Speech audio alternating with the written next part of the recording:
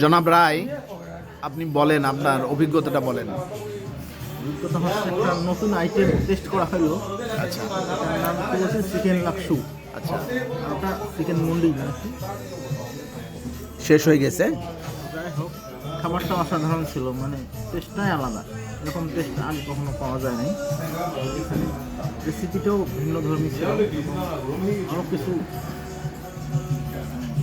মশলা আছে যেগুলো এডিটিভ হিসেবে কাজ পায়, কিন্তু এগুলো আবার স্বাদ বাড়িয়ে দেয়। তার আগে আমরা অবশ্য মোমো খাইছি। মোমোটাও জাপানি স্বাদের মতোই লাগলো। এই স্যুপটার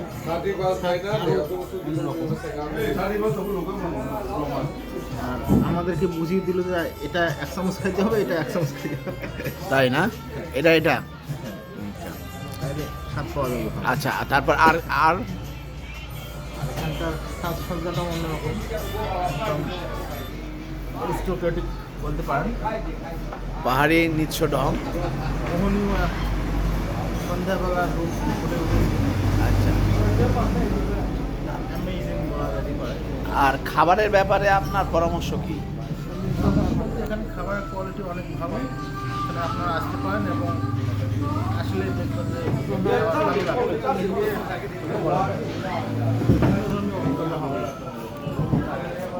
পাহাড়ি আইটেম তো অনেক জায়গায় খাসি, এখানকার স্বাদটা এক্সেপশনাল।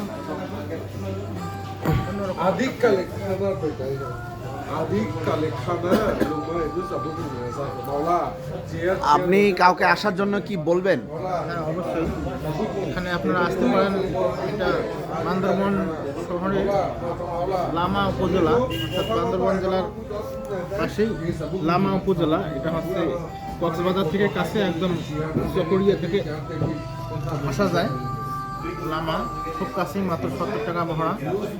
এখানে বাসে আসলে 70 টাকা, সিএনজিতে 80 টাকা বা 100 টাকার মধ্যেই।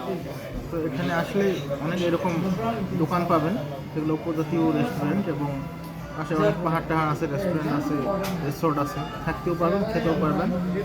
কোনোরকম একটা বিচিত্র অভিজ্ঞতা হবে। পাহাড় হলো। আপনাকে ধন্যবাদ। বাইরে এরকম সুন্দর একটা ঝুড়ির মতো ব্যবস্থা করা আছে, এটা সম্ভবত ময়লা বা এই টাইপের কিছু। বাইরে এরকম